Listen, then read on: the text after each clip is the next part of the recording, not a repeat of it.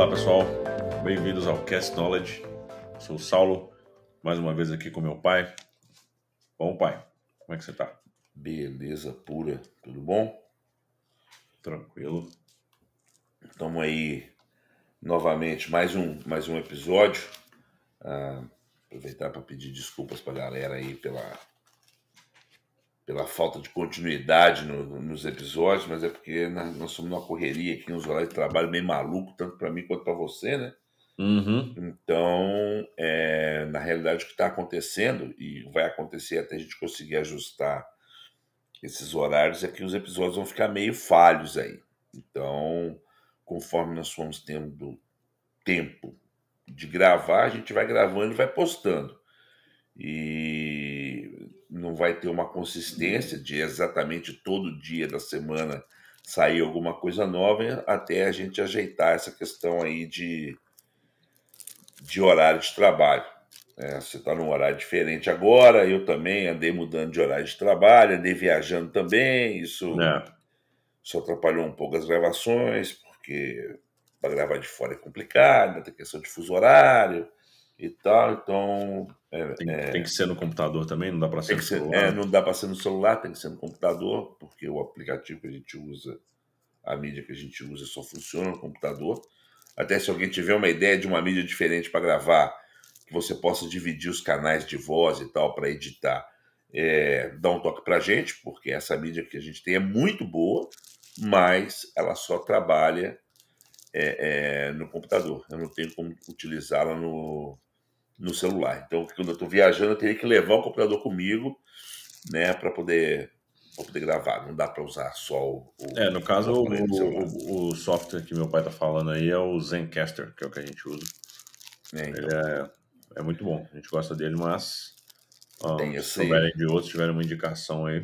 O Zencastr é bom porque eu posso, né? Você pode convidar até 50 pessoas para bater papo com a gente numa conversa só, né?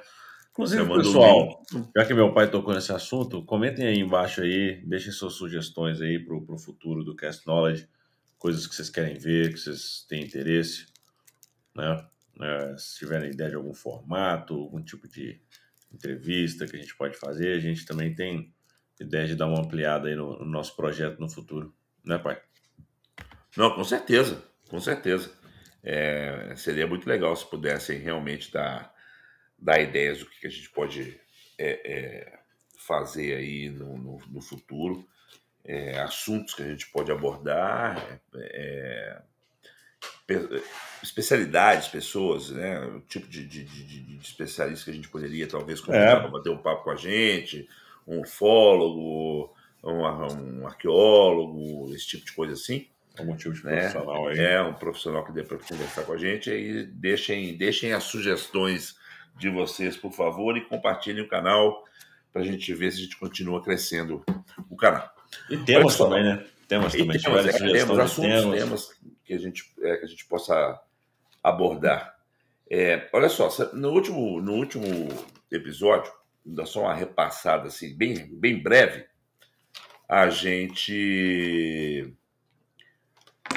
no último episódio nós estávamos falando de objetos fora de contexto temporal, né?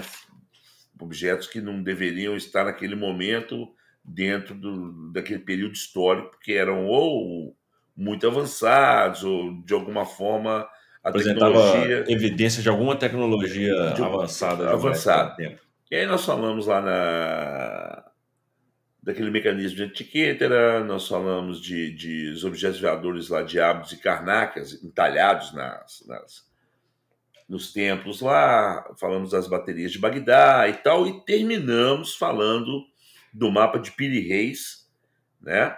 Que é o mapa de 1513, e que ele mostra a costa das Américas e a Antártida, quando a Antártida ainda não tinha nem gelo.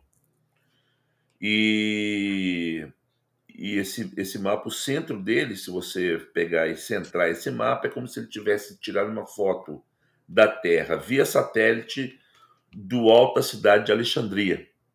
Então... Alexandria? Alexandria, Então, o que acontece? Ele Fica ali, entre Alexandria e Cidade do Cairo, né? Alexandria e Cidade do Cairo é diferente, a distância aí a precisão então, também não é se tão você grande assim. estivesse ali, naquela região ali de Alexandria, do Delta do Nilo, tirasse uma foto via satélite da Terra, pá, com aquele lugar no centro do mapa, e aí você tem a Antártida, o recorte da África, pega um pedaço da Europa, um pedaço da costa da África, um pedaço da costa da América, mostra o Brasil bem nitidamente, a costa brasileira e tal. Então, esse é o mapa. Piri Reis falava que ele tinha usado mapas antigos para montar de hindus, né, mapas indianos e tal, para poder montar esse mapa. Mas a gente sabe que a Antártida foi descoberta muito depois e principalmente um formato da Antártida quando ela ainda não era coberta de gelo da forma que é hoje. Então, nós terminamos com esse e demos uma pinceladinha nos objetos de Quimbaya, e eu falei também do disco de Sabu. Então, eu vou começar aqui, a gente pode começar aqui justamente pelos objetos aéreos de Quimbaya, que são o quê? Esses objetos de Quimbaya, cara, eles são alguns chamam de besouros, outros falam que são insetos em formato de pingente. Na realidade, o que eles são pequenos objetos em formato de mais ou menos em formato de pingente, mas que são no formato de uma aeronave, de um avião moderno, né? E o engraçado o que é? É que as asas desses objetos, elas saem da barriga desse besouro, né? Geralmente por baixo, como em forma de delta, como a asa de um avião realmente. E a cauda, ela é em pé, ao invés de se deitar, igual a cauda de um pássaro, ela é em pé, e ela tem ali aquela asinha menorzinha que o avião tem atrás, ela tem aquele nesses objetos também. E aí, o interessante disso tudo é que, primeiro, que não existe inseto que a asa sai da parte de baixo. Né? Os insetos, as asas saem das costas. Né? Embora ainda possa existir algum igual a mosca, que tem uma asa em formato de delta, né? Igual uma asa delta, mas não é a asa não sai da barriga, sai das costas dela. E como eu tinha falado antes, esses objetos, eles têm exatamente, se você olhar, você fala, não, isso aqui é um aviãozinho, alguém fez um pingente de um avião. Não tem como você falar que aquilo é um inseto. Tem a cara de um avião que nós conhecemos, um avião dos nossos dias, mais ou menos. E em 1994, o que aconteceu? 3 alemães, esses caras, eles foram 2 engenheiros aeronáuticos e um pesquisador. O cara fazia pesquisa na área arqueológica e tal, e curioso também de aviação. Os engenheiros aeronáuticos chamavam Peter Belting, Konrad Lubbers, e esse pesquisador curioso aí, Augund Imbam, alguma coisa parecida com isso aí. Desculpe meu alemão. Então, o que esses caras fizeram? Eles fizeram um modelo em escala de um desses objetos, de um desses pingentes, cópia fiel desses pingentes. Com as proporções exatas, né? Exatos, modelo em escala, que, se não me falha a memória, ele foi um modelo em 50. Então, para cada centímetro do objeto que eles usaram, o modelo original tinha 50 centímetros? O modelo deles tinha 50 centímetros, isso. Entendi. É porque os objetos são pequenininhos também, né? São pequenos. Então, o que acontece? Aí, o que eles fizeram? Eles instalaram nesses objetos, nesse modelo, uma hélice em um, e depois eles instalaram um motor a propulsão a jato. E turbina. Todos dois voaram perfeitamente como um avião, velho. A aerodinâmica era perfeita.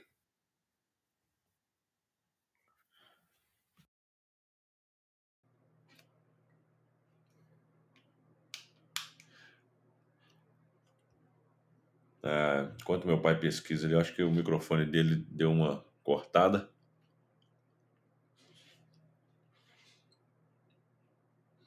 Estamos com leve problemas técnicos aqui. Não. Foi mal, eu esbarrei aqui. Sem problema.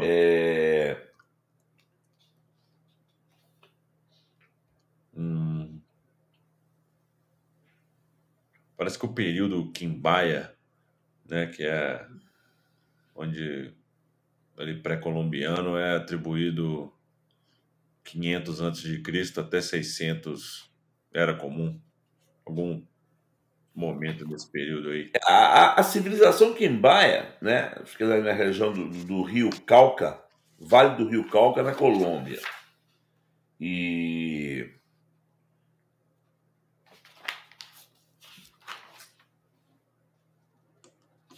além desses objetos, existem várias outras pequenas estátuas que foram encontradas na região, inclusive tem uma estátua em particular, uma estátuazinha, que é muito interessante, que é uma mulher, era um cara fazendo um parto numa mulher, velho. Assim. E eles usavam muito ouro, né? As figuras eram de ouro mesmo, né? Muito ouro. E a mulher, assim, literalmente você consegue ver ela com a cara de dor e o cara lá fazendo parto mesmo e tal. Bem interessante. Esses objetos alimentam muito aqueles rumores de Eldorado. Você imagina uma civilização que tinha tecnologia para fazer uns artefatos desses, com tanto detalhe assim, pequenininho ainda. Ainda mais com essa aerodinâmica de avião, né? Os aviões de Quimbaya,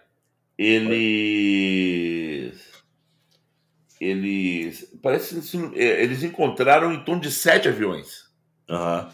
Diferente. 7 modelos diferentes. Em modelos diferentes, exatamente. Em modelos diferentes. Isso é muito louco. Em modelos diferentes. Mas eles estão falando. Imagina o tipo de tecnologia que eles não tinham. Eles dominavam, por exemplo, ouro, ornamentação com ouro, sim. Eles tinham a manha de fazer esses artesanatos. Eles deviam decorar a cidade com isso. Será que lá que era Eldorado? Bom, aí é complicado de saber, né, cara? Não, brincadeira, mas é os rumores, né? O que eles estão falando aqui, cara, é que essa tecnologia, eles estimam que os Quimbaya são de mais ou menos 1500 a.C., cara. Antes de Cristo? Até 500, exatamente. Beleza. Deixa eu só verificar isso de novo, que isso não está me parecendo muito correto, não. Porque...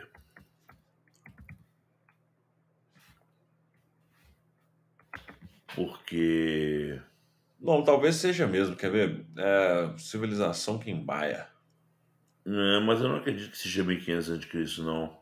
Tá muito tempo, né? É muito antigo, entendeu?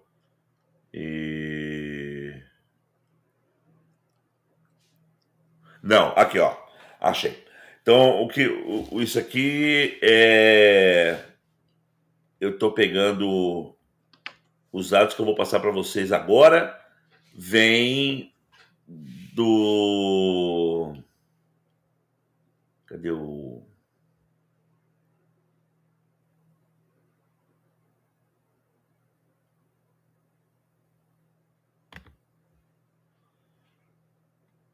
Deixa eu só...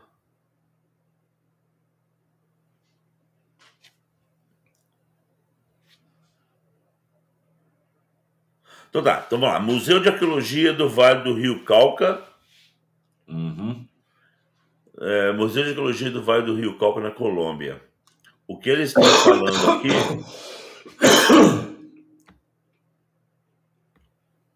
que eles estão falando aqui é que os artefatos eles são datados de 500 antes de Cristo a 600 depois de Cristo. Não, beleza. Então o dado que eu tinha passado antes estava certo. Que eu peguei da Wikipédia. Então, mais ou menos mil anos.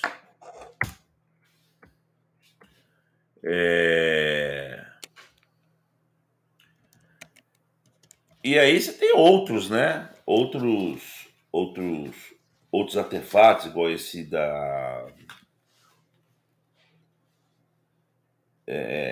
esse cara assistindo a mulher fazer um parto. São vários artefatos, desenhos que foram encontrados na região próxima, no solo também. Então, assim, não é somente os artefatos que eles faziam, em termos de estátuas e tal. Tinham desenhos, eles tinham escrita.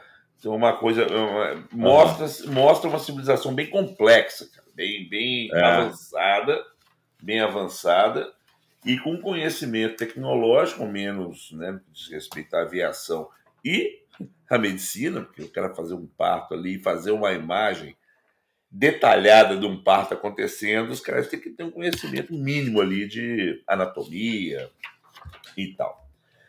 Esse é muito interessante. Tem, inclusive, um vídeo do experimento, do modelo que os caras fizeram, o aviãozinho que os caras fizeram em escala.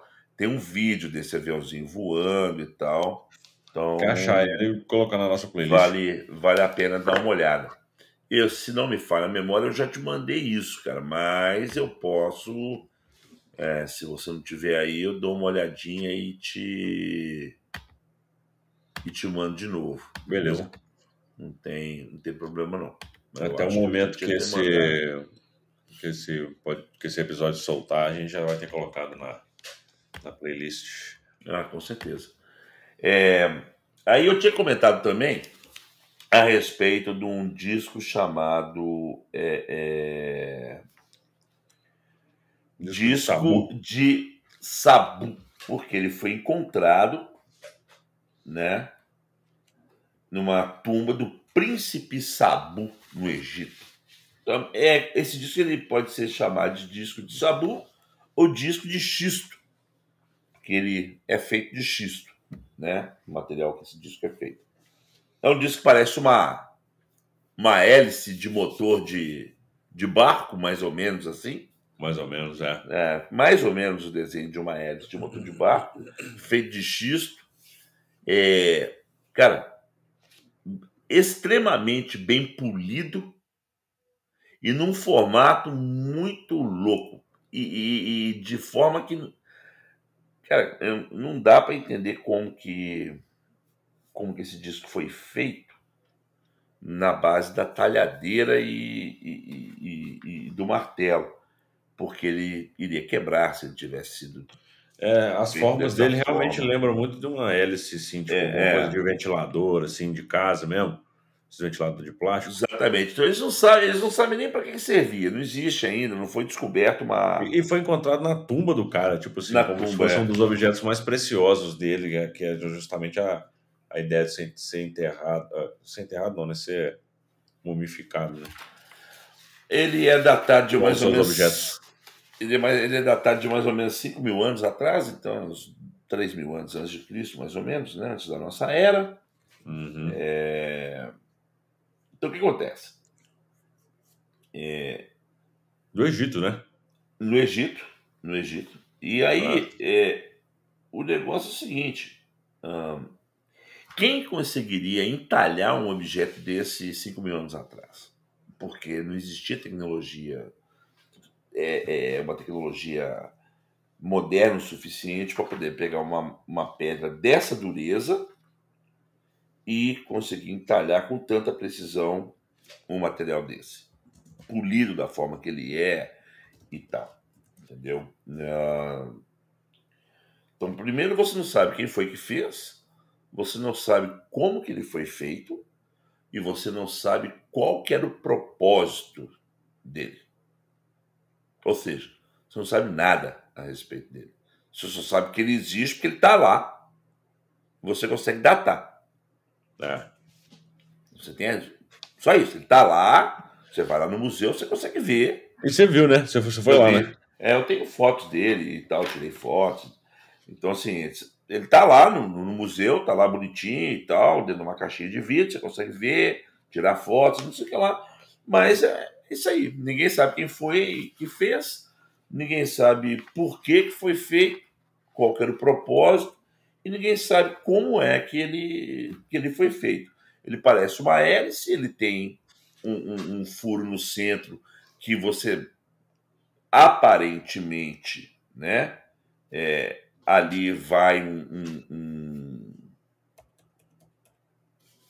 ele é conectado a algum tipo de como é que fala? Você que estudou um eixo, alguma coisa do tipo? Exatamente. No centro dele ele tem um furo bem no centro que você pode encaixar, teoricamente, né, pelo que você vê do desenho, pelo que você vê da forma, aquilo era para encaixaria um eixo ali. Então era um objeto circular.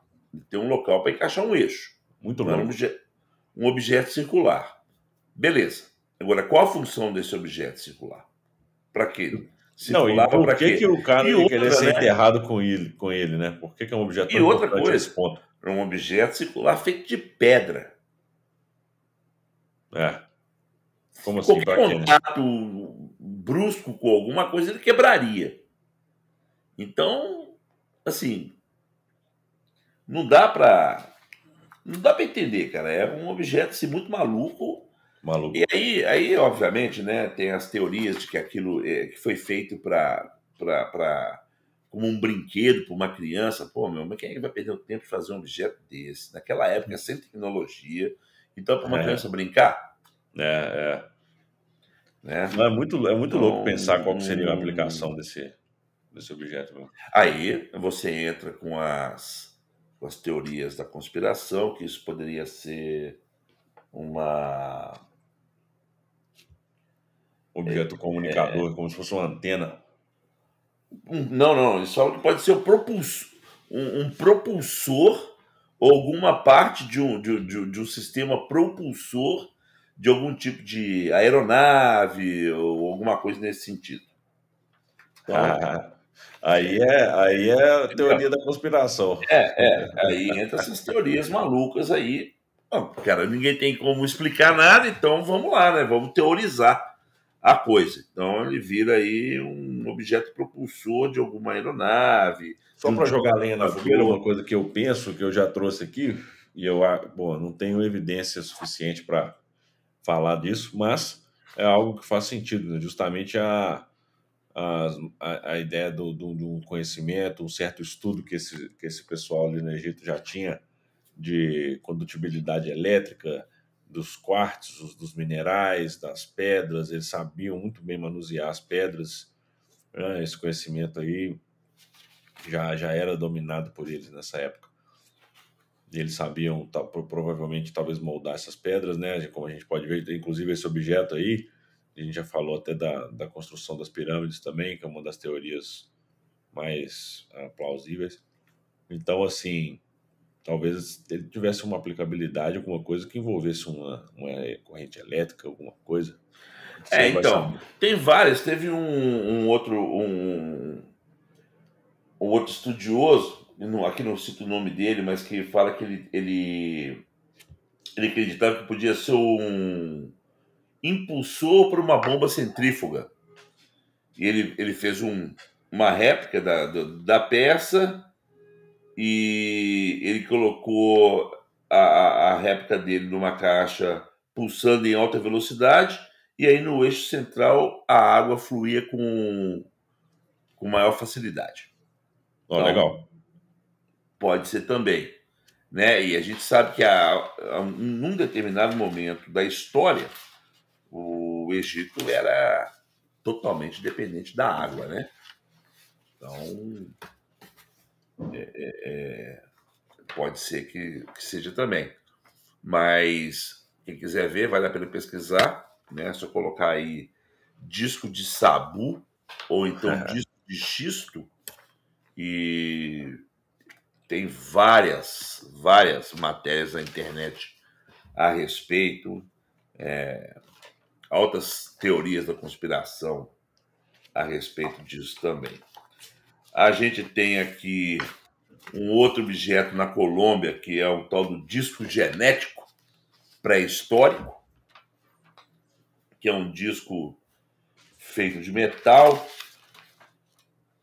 Ele tem 25 centímetros de diâmetro e pesa cerca de 2 quilos. Mentira, não é de metal, não. De pedra lítida. Mas vem cá, pré-histórico? Eles falam pré-histórico. Agora, o problema todo é que você não tem uma datação precisa a respeito. Uhum. Entendeu? Então, o que acontece? Ele foi encontrado nas proximidades de Bogotá, na Colômbia, e eles falam que é um dos achados mais intrigantes da arqueologia. Como você não tem uma datação precisa a respeito da idade dele, né? Eles acham que o site onde ele foi encontrado é um site de escavação que eles estavam retirando coisas pré-históricas. Ele foi Quando você encontrado fala site, você fala o sítio arqueológico, né? arqueológico, exatamente. Aí o que acontece? Então ele tem 25 centímetros de diâmetro, mais ou menos uns 2 quilos, é feito de uma pedra escura, e ele demonstra, quem fez aquilo, demonstra um puta conhecimento sobre genética e tal. Como que o embrião se desenvolve, né? Exatamente. Tipo assim, o embrião vira o feto e tudo mais, a célula, Eles começa da mostram, célula se eles divide. mostram desde o espermatozoide Uhum.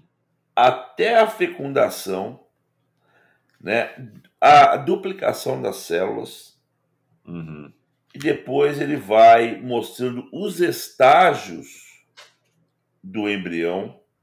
Ele tem detalhes biológicos como espermatozoide, óvulo feminino, órgãos genitais, os óvulos fertilizados, o feto, o embrião em crescimento, etapa por etapa. Então, quer dizer, como é que isso foi feito, cara? Ele não faz parte de nenhum contexto E é arqueológico próximo ali, né? uma peça única, tipo assim, os caras estão achando ali ponta de lança feita de pedra e me aparece esse disco no meio do negócio. Então, Mas tem uma certa controvérsia também em volta desse disco aí, não tem não, pai? tem, porque eles acham que isso pode ter sido plantado ali, né? É. Alguém chegou, fez, eu vou colocar isso aqui para poder criar um...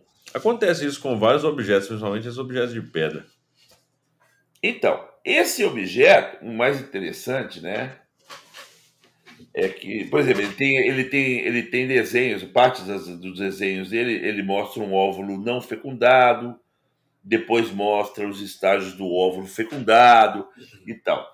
E o que dá mais credibilidade a esse objeto é que ele está em exposição no Museu de História Natural de Viena.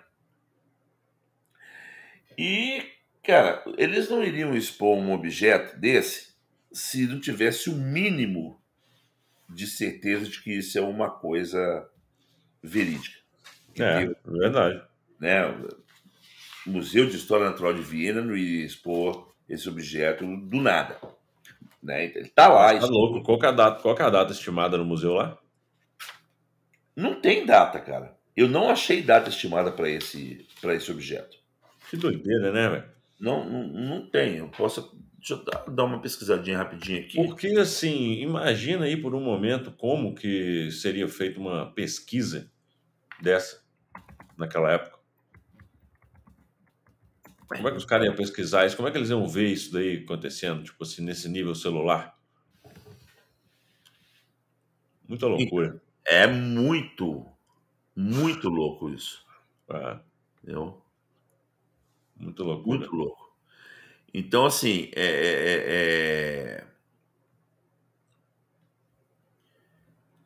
tem, pô, a hora que eu abro aqui, a primeira matéria que me aparece é em italiano. Obrigado. Ah, Eles falam que esse disco genético tem. Disco genético de 6 mil anos foi descoberto durante escavações arqueológicas na Colômbia. Então, 6 mil anos. O artefato seria um dos mais misteriosos do mundo, 25 centímetros de diâmetro, pesaria cerca de 2 quilos, seria feito de um mineral chamado lidita. Contaria com ilustrações do desenvolvimento intrauterino de um ser humano em todas as suas etapas. O disco mostraria espermatozoide, óvulo, embrião, etc. e tal. é. Então, Então não era pré-histórico, né? além disso, teria sido feito um estudo que teria corroborado com todas essas alegações. Agora, pergunta para você é: que estudo foi esse? Porque aqui não cita o estudo. Né? Aí fica fácil. Sem prova. Entendeu? Não tem. O cara que encontrou um tal de Jaime Gutierrez nunca Aham, apresentou nenhuma prova de origem do material. Então, assim, entendi. é o dito pelo não dito, mas está lá na, na, Vamos na, lá, quem for lá na Áustria, na Áustria, vai, pode ir lá vai ver esse visitar objeto lá, no que o museu, vai objeto tirar está lá. foto. Está E lá, você ouviu aqui primeiro. mas é mais um que faz parte da teoria da conspiração aí e tal. E o mais louco de todos eles, que é a maior teoria da conspiração que tem, é um que chama-se. Eu já tinha até falado a respeito em um dos episódios passados aí, que é a tal do martelo de London, na cidade de London, aqui no Texas. Foi um Aham. martelo que foi encontrado e estima-se que esse martelo ele tem entre 100 e 400 milhões de anos. O martelo que ele foi encontrado, ele está encapsulado numa rocha. Então essa rocha foi quebrada e dentro dessa rocha tinha esse martelo com um cabo, um pedaço do cabo de madeira. O que acontece? Realmente, se essa rocha que encapsula esse martelo, ela tivesse sido uma rocha formada naturalmente ao redor do martelo, esse martelo vai ter aí uns 100 milhões de anos ou mais. O problema todo é que o cara que encontrou o martelo, ele não autorizou que se fizesse um exame mais meticuloso de carbono para datação e tal no martelo. Então isso já, né, que põe um puta ponto de Interrogação. interrogação nesse martelo, porque pode ser que esse martelo tenha sido, na realidade, fabricado. Como? Da região que ele foi encontrado, ali em London, tem algumas cavernas. E eles acham que esse martelo foi colocado da mesma forma que as estalactites e estalagmites se formam. Esse martelo ele começou a receber uma quantidade de água de cálcio em cima dele e foi se formando uma calcificação ao redor, Aham. igual mesmo processo de formação de Calcário, né? estalactites ali, né? E virou uma pedra em volta dele, Aham. só que isso foi feito através da mão humana. Penduraram o martelo ali ou colocaram ele numa posição que Algo ele, meio forjadão mesmo. durante anos, ficou recebendo gotas e gotas e gotas ali desse material calcário, até virar parte de uma estalactite, por exemplo. É. Então, assim, nada que seja de milhões e milhões de anos, igual eles estão falando. Fala-se o seguinte, ó, o martelo tem 15 centímetros de comprimento e 25, ou seja, 2,5 centímetros, né, 25 milímetros de largura.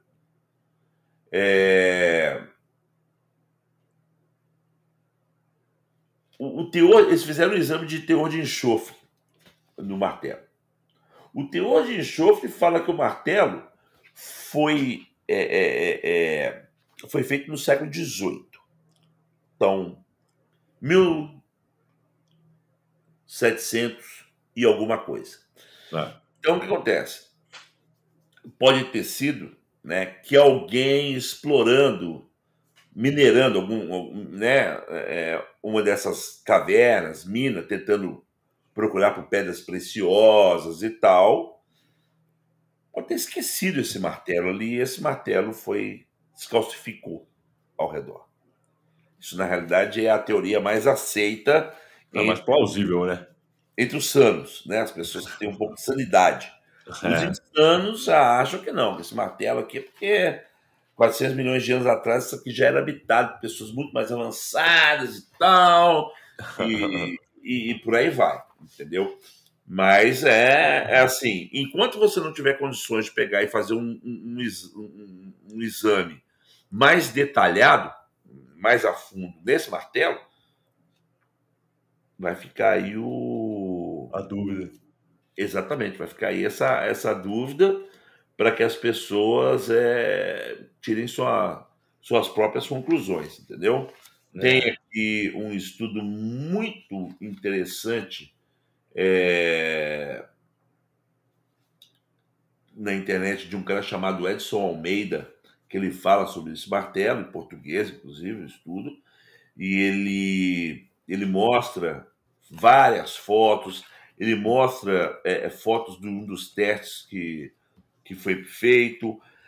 Eles foram na região e penduraram um monte de objetos numa dessas cavernas onde a água corre e deixaram esses objetos submetidos a essa água ali, para eles poderem ir se calcificando também, para provar que existe uma forma de calcificar objetos ali.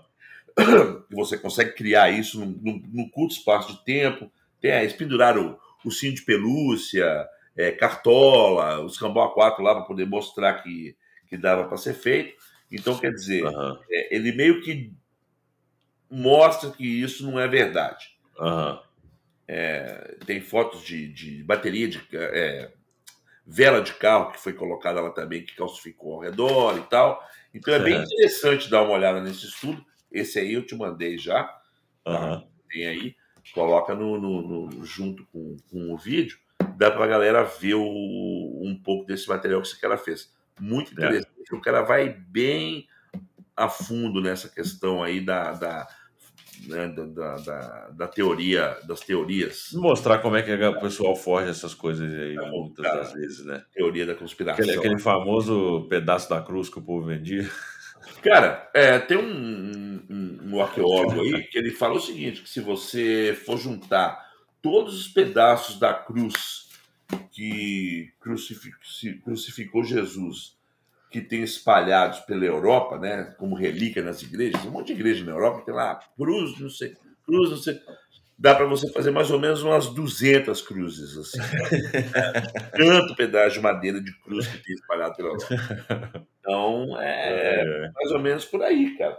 Agora, né, sempre vai ter os que vão falar que isso foi feito por civilizações antigas, por alienígenas, e que por seres que vieram de outros planetas e que depois eles, por algum motivo, foram embora. E na realidade, nós temos algumas coisas que levam a pensar dessa forma, igual o mapa do Piri Reis, esse disco de Sabu. A gente está aqui desde o início do podcast trazendo várias evidências de tecnologia avançada. Exatamente. E além disso, tudo, né, que a gente já falou, então você tem a questão dos avistamentos. Que a gente já trouxe um pouquinho também, mas a gente recebeu uma indicação de um amigo meu, Thierry, sangue bom, falou para a gente fazer uma né, ele é da Marinha, né? Serviu Marinha aí. E deu essa ideia. Comentou, inclusive, né? Tipo assim, são casos verificados dentro das devidas entidades militares, né? O pessoal conhece esses casos. Então, tem casos brasileiros, né? A ideia era de falar sobre os avistamentos no Brasil. Tem vários deles, tem o ET de Varginha, que O ET também é de um Varginha foi o que se tornou mais famoso, né? mais famoso, porque foi um dos mais recentes, assim, que teve uma exposição grande na imprensa e tal, né? Mas a gente tem outros casos documentados também, com filmagem e tal, de objetos voadores, Tem sei o lá, rádio comunicador dos pilotos vendo e pilotos e falando a tal. respeito. Então tem muita Tem coisa aquele que a gente interessante. falou lá de Manaus, né? Que é famoso pra caramba. Aquele de Manaus é muito louco, porque muito interessante que todas as reportagens que falavam a respeito sumiram dos arquivos É. jornais, né? Você só tem testemunhas oculares que depois Não, vieram. e o relato do pessoal é louco também. Não, o Era um pessoal negócio fala que grande. viu mesmo, o troço era gigantesco. Então, quer É, dizer, se não for uma alucinação coletiva, todo é. mundo resolveu tomar ayahuasca no Ao mesmo mesmo tempo. dia, na mesma hora, assim, pá! E todo mundo teve a mesma viagem.